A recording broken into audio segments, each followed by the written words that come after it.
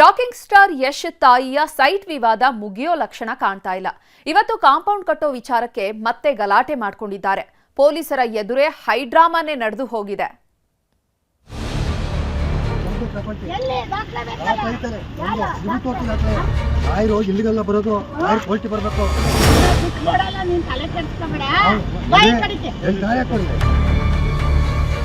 ಹಾಸನದಲ್ಲಿ ಎದ್ದಿರೋ ಯಶ್ ತಾಯಿ site fight ನಿಲ್ಲೋ ಲಕ್ಷಣಗಳೇ ಕಾಣಿಸ್ತಿಲ್ಲ. ಕಳೆದೊಂದು ತಿಂಗಳಿನಿಂದ ಕಾಂಪೌಂಡ್ ಕದನ ತಾರಕಕ್ಕೇರಿದೆ. ತಂತಿ ಬೇಲಿ ಕಿತ್ತು ಮತ್ತೆ ಗೋಡೆ ಕಟ್ಟೋಕೆ ಮುಂದಾಗ್ತಿದ್ದಂತೆ ದೊಡ್ಡ ಹಂಗಾಮವೇ ನಡೆದು ಹೋಗಿದೆ.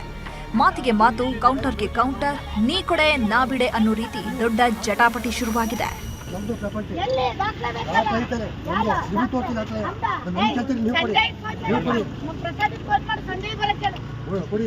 ಲಾಯರು ಇಲ್ಲಿಗೆಲ್ಲ ಬರೋದು, ಲಾಯರ್ ಕೋರ್ಟಿಗೆ ಬರಬೇಕು. ಕೋರ್ಟಿಗೆ ಬಂದಿಲ್ಲ, ಯಾರು ನೀವು ಟೈಮ್ ತಗೊಂಡಿಲ್ಲ. ನಿಮ್ಮ ಲಾಯರ್ ಅಟೆಂಡ್ ಆಗಿಲ್ಲ.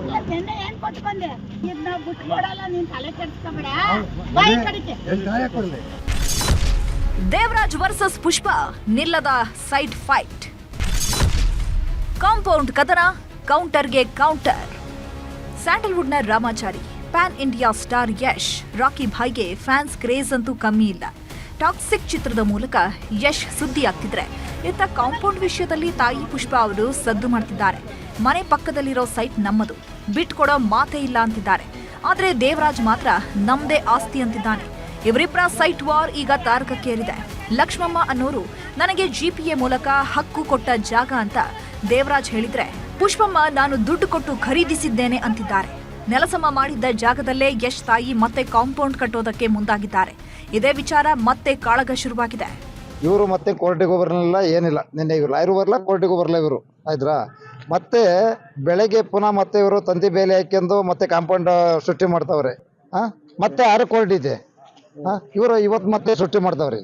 ಈ ತರ ಕಾಂಪೌಂಡ್ ಇದು ಮಾಡ್ಕೊಂಡು ನೆಕ್ಸ್ಟ್ ಹೇಳ್ತಿದ್ವಿ ನಿಮ್ಮ ಮಾಧ್ಯಮದಲ್ಲಿ, ನಾವು ಯಾವುದೇ ಕಾರಣಕ್ಕೆ ಇಲ್ಲಿ ಬಂದು ಏನೇ ಇಲ್ಲಿ ಪ್ರವೇಶ ಮಾಡಕ್ ಬಿಡಲ್ಲ. ನಾವು ಜಾಗ ನಮ್ದು ಸಾರ್ ಇದು. ನಿನ್ನೆ ತಂತಿ ಬೇಲಿ ಕಿತ್ತು ಪುಷ್ಪ ಅವರು ಕಾಂಪೌಂಡ್ ಕಟ್ಟೋಕೆ ಸಜ್ಜಾಗಿದ್ರು. ಈ ವಿಚಾರ ಗೊತ್ತಾಗಿ ಜಿಪಿಎ ಹೋಲ್ಡರ್ ದೇವರಾಜ್ ಎಂಟ್ರಿ ಕೊಟ್ಟಿದ್ದಾರೆ.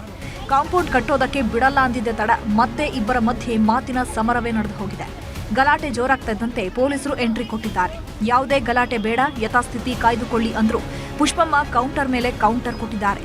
ಅವ್ನು ನಟರಾಜನಿಗೂ ಪುಷ್ಪಗೂ ಇಬ್ಬರಿಗೂ ಈ ಜಾಗದ ಮೇಲೆ ನಿರ್ಬಂಧಕಾಜ್ಞೆ ಇದ್ರೂ ಕೂಡ ಇವತ್ತು ಅತಿಕ್ರಮಣ ಪ್ರವೇಶ ಮಾಡಿ ಸೀಟು ಕಬ್ಬಣ ಎಲ್ಲ ತಂದು ನೋಡಿದ್ರಲ್ಲ ನೀವೇ ಎಲ್ಲ ಮಾಡ್ತಾ ಇದ್ರು. ಅದಕ್ಕೆ ನಿಲ್ಸಿದೀವಿ. ನಮ್ಮ ಜಾಗ ನಮ್ದು, ನಾವು ಯಾವುದೇ ಕಾರಣಕ್ಕೂ ನಾವು ಬಿಡೋ ಪ್ರಶ್ನೆಯಲ್ಲಿ ನಮ್ದು ಆಗಿದೆ. ನಮ್ದೇ ಜಾಗ, ನಾವ್ಯಾಕೆ ಬಿಡ್ಬೇಕು? ಅವ್ರಿಗೆ ಮೋಸ ಹೋಗಿರೋದು ಕೇಳ್ಬೇಕು.